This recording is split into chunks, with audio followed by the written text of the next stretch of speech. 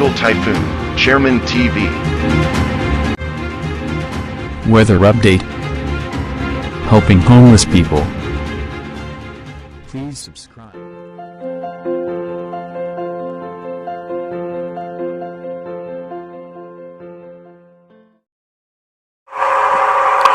Magandang umaga po. Ito po ang latest update natin para nga po dito sa minomonitor natin si Bagyong Christine. Si Bagyong Christine nga po ay kanina ay nagkaroon na ng unang landfall sa may Divalacan, Isabela. At ngayon nga po yung pinakasentro nito ay nasa southern portion nga po ng Kalinga. At posible nga mag-exit ito sa may parte ng Ilocos Sur or dito nga pababa sa may San Fernando, La Union or sa Pangasinan. Gaya nga na sinasabi natin ay ito po ay unpredictable pa rin po yung pinaka-sentro niyan. Tinataglay pa rin po niyan yung lakas na 95 km per hour malapit sa gitna at bahagyang nabawasan yung kanyang pagbugso na abot na lamang sa 160 km per hour. Medyo mabilis pa rin po yung pagkilos nito sa 15 km per hour nga po yung kanyang bilis. At patuloy nga po na makakaranas ng masungit na panahon ng halos sa buong Luzon including Metro Manila at northern portion nga po ng Palawan. Kaya iba yung pag-ingat at paghahanda pa rin nga po sa ating mga kababayan. Nakataas pa rin nga po ang storm wind signal number 3 sa Isabela, sa Mountain Province, Kalinga, southern portion ng Abra, Ilocos Sur, La Union, Benguet, Ifugao, Nueva Vizcaya, Quirino, northern portion ng Aurora, northern portion ng Nueva Ecija, Pangasinan, northern portion ng Tarlac at northern portion ng Zambales. Dito nga po ay mapapansin natin na itong portion na to ang storm wind signal number 3 dahil dyan nga po maglalaro yung sentro ni Bagyong Christine.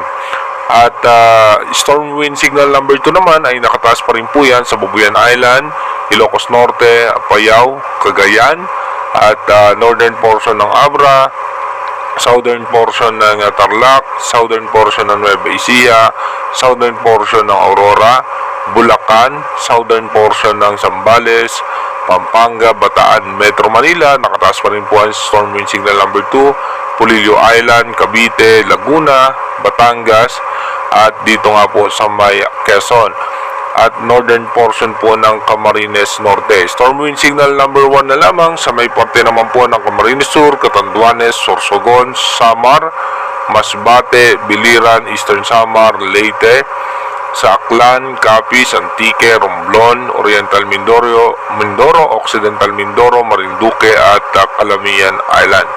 At dito nga po sa inalabas ng European Center, dito nga mapapansin natin mamaya nga po posibleng by 7 AM nasa patungo na nga po ito dito sa may parte ng Ilocos Sur.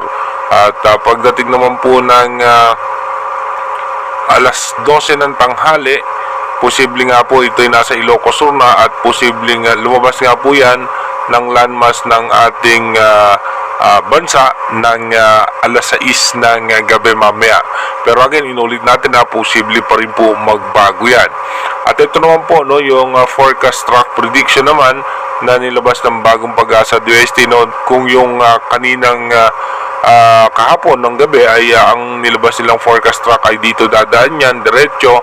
Ngayon nga po ay inangat po yan kagaya po ng forecast track ng European Center kung mapapansin natin mas naging accurate o mas accurate nga po yung nagiging prediction ngayon ng European Center. At dito mapapansin din natin yung pag-recurve inilabas ng Bagong Pag-asa yung pag-recurve nitong si Bagyong Christine. At ang European Center naman po nung isang araw pa inilabas na posibleng mag-recurve yan.